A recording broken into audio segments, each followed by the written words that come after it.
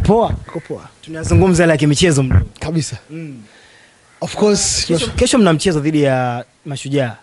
Tuanzie hapa. Ni mchezo namna gani ambapo tumeona mara ya kwanza ulikuwa mchezo mgumu sana, mkapata goli dakika za jioni. Safari hii KMC Complex mko katika uwanja nyumbani. Mashujaa ni moja ya timu ngumu sana. Na ninapokutana na Simba huwa inajituma sana. Yaani inajituma zaidi ya sana. Na unaona wewe kama umevyosema mara ya mwisho tulikuwa Kigoma pale uwanja wa Lake Tanganyika. Mimi nilikuwepo Dr. Mo. Dakika za mwisho sana. Set piece ya kona ya Awesu akapiga Steven Dese Mkwala striker left liko goli akaweza kufunga goli bora sana ambalo lilitupa alama 3. Mechi ilikuwa ishaenda kuisha kwa sala, lakini ilivyo bahati kwetu Steven Dese Mkwala akaweza kutunyanyua na mashabiki wa klabu ya Simba tukaondoka kifua mbele. Wow, yes, ni mechi ngumu sana kesho. Sio mechi nyepesi kama ambavyo wana Simba wengi wanatizamia. Ukiangalia wanavyocheza Mashujaa wanacheza kwa pattern ya kudefense. Na huwa ni tunasema double pattern. Wanatembea wawili. Hata kule kufanya zone marking, man to man marking, yes, wana transition marking, wanakwenda kwa hiyo pattern ya kukaba hivyo. Kwa hiyo ni wazuri sana kwenye eneo lao wanapojidefense. Na wakiamua usipate goli kweli, wanaweza kuzuia dakika zote 90 usipate goli. Ukiangalia kwa mfano msimu juzi walishawahi kututoa kwenye kombe la shirikisho la FA. Yes, kuna hatua ya robo finali kama unakumbuka kwa mikojo ya penalty. Maana dakika zote 90 waliweza kuizuia safu ya ushambuliaji ya klabu ya Simba isiwe hatari kwenye lango lao. Kwa hiyo ni wazuri kwenye kuzuia. Lakini pia wana wachezaji wazuri sana kwenye eneo la ushambuliaji mbele ambao ukiwapa space maana yake kuwatengenezea mazingira wao kujitawala, wana score na wanapata mabao. Kwa hiyo kikubwa niseme tu kama ni Fadlu, kwa sababu tuna michezo 3 mfululizo ambayo ni michezo migumu na michezo mikubwa ambayo inahitaji umakini wa hali ya juu. Simba aweze kupata alama 3 kabla hajaenda kimataifa. Lazima ingine tahadhari ya hali ya juu. Tahadhari 3. Tahadhari ya kwanza ni wachezaji wasipate majeraha ambao ni wachezaji tegemeo kuelekea mchezo unaofuata. Lakini tahadhari ya pili ni kupata ushindi wa alama 3 ili tuendelee kupunguza gap iliyopo baina yetu sisi na Young African. Na tahadhari ya 3 ni kuweza kumaintain status Simba ambayo nao sasa hivi. Mashabiki wa Simba wako kwenye furaha, timu yao imepata ushindi. Hii status una maintain vipi? Utakiwi kuchanganya wanasema usiweke kitumbua mchanga. Ukiwa kama kocha Fadlu, nini ufanye kuelekea mchezo huu? Tahadhari hizo 3. Kwanza upate ushindi wa alama 3 ili uendelee kupunguza gap iliyopo baina yeye anayeongoza ligi ambayo ni Young African na sisi ambao tuko nafasi ya pili, kwa sababu tunaelekea kwenye kutamatika kwa ligi kuu Tanzania bara. Lakini pili, kuhakikisha kwamba wachezaji walionao hawaumii, hawapati majeraha. Lakini 3, kumaintain status ya furaha ambayo tumeipata baada ya Simba qualify kwenda kwenye hatua finali ya kombe la shirikisho barani Afrika baada ya miaka 32. Kwa hiyo unaona jinsi gani ambavyo kuna ugumu hapo. Kwa hiyo kingine niseme labda wachezaji wale ambao walikuwa wapata nafasi kubwa kuna michezo hii mingi ambayo tumecheza hasa ya kimataifa, ni wakati sasa na wao kupata nini? Kupata nafasi hiyo. Hilo huoni kama litakuja kuleta labda mkashindwa kupata matokeo mazuri kutokana na experience ya mchezaji mmoja? Sio lazima acheze dakika 90. Unaweza kumpa dakika 30 au nusu saa, unawabadilisha ili kuepuka mchezaji mmoja kutumika muda mrefu, hali ya kuwa na finali na kutegemea ambao tayari unahakika unayo ya tarehe 17, unaelewa? Na leo ni tarehe 1, bado wiki 2 tucheze finali ya kwanza. Kwa hiyo unaweza kuwapa dakika 30, dakika 40, kuna kitu unaweza kukipata.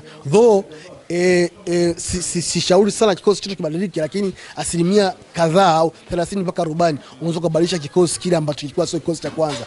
Wanacheza vizuri. Angalia mechi inakupa mfano, mechi ya Simba na Coast kule Arusha, aliingia Duchu akafanya wanda sana ile mechi. Unaona Duchu alikuwa anapata nafasi na wachezaji kadhaa wengi ambao walicheza siku ile ambao walikuwa wanapata nafasi walifanya vizuri, kina Haris Salim golini, na ndio kitu ambacho nakiangalia mimi na kutazamia kuelekea mchezo huu wa tarehe 2 kesho. Basi baada hapo tuna masaru baadaye tena ya kwenda Tanga kucheza mechi nyingine na JKT Tanzania kuna uwanja Mkwakwani tarehe 5. Unaona jinsi hivyo ngumu. Kwa hiyo ukiwapanga wale utawapa kazi kubwa sana mpaka inafika finali ya CAF watakuwa wamechoka sana, maybe majeraha akawapata vitu kama hivyo. Ili kuepusha hilo lazima ufanye rotation ya wachezaji ili wape mapumziko hapa na pale ambayo yatawapa nafasi wao kujineti nguvu mpya. Hicho ndicho ambacho nakiangalia. Sawa, tuzungumze na hili pia ukiachana hilo. Tumeona kuna mmoja mchambuzi ambaye ana trend sana kwenye mitandao ya kijamii, Ibrahim Ambokile, baada ya kuwa anatoa maneno ya hai sana kwa klabu ya Simba, na matokeo yake Simba hivi sasa hivyo katika hatua ya finali kombe la shirikisho barani Afrika.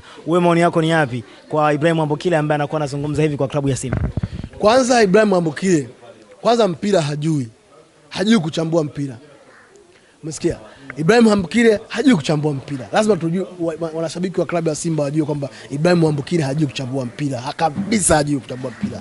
Na yule so mchambuzi. Yule ni shabiki wa Yanga. Na ndio maana kwenye page yake jana ameposti akiwa yuko na rais wa Yanga kwenye ofisi ya Yanga, yeye na Zuberi Mkaraboko, na akaposti kabisa hapo kwenye kikao kizito. Hicho kikao kizito kina maana gani? Maana yake kuna vitu labda wanatengeneza kuelekea michezo hii ya Simba ambayo anakwenda kuifanya. Lengo la mahususi ya Zuberi Mkaraboko pamoja na Ibrahim Ambokile ni kuibomoa klabu ya Simba. Kuibomoa klabu ya Simba ili Simba itoke kwenye focus ambayo wanayo ya kuelekea kwenye finali ya kombe la shirikisho barani Afrika, ambayo watu wengi wamekuwa surprise. Yeye ni mmoja wa mashabiki ambao alikuwa anasema Simba hawezi kufika finali. Akaita wachezaji wetu wa Simba kwamba ni takataka. Ibrahim Ambokile aliita wachezaji wetu wa Simba ni takataka. Yule Ibrahim Ambokile, mara yake aliwadhalilisha wachezaji wetu, aliwashusha thamani wachezaji wetu, aliwafanyia defamation wachezaji wetu, unaelewa? Lakini haitoshi, akanasema Simba hii mbovu haiwezi kufika kokote. Group stage Mungu si Asumani kwa bora tunao chini ya Fadu Davis tukafika group stage. Akasema tena Simba hii mbovu haiwezi kufika robo finali. Mungu si Asumani tukafika finali. Akaipigia upatu Yanga Afrika kufika mbali. Mungu alivyo Asumani sio Dr. Mohamed sio wewe. Unazuri. Yanga ikashindwa kupata goli moja. La kufika goli moja tu ili timu iweze kufika finali, kuingia robo finali. Kwa katika uwanja wa nyumbani. Na uwanja wake nyumbani. Goli moja tu Yanga ameshindwa kupata ili timu yake ifike robo finali. Baadaye akasema Simba hii itatolewa na Almasi. Tumeenda Almasi tukapigwa bao mbili. Akasema siliwaambia, akatamba sana. Simba kapigwa bao mbili. Shughuli yenu imeishia pale. Ndio shughuli imeisha na mwanya wake ule kama kikoko. Ndio mwanya kama uchochoro nini? Kama uchochoro na nini?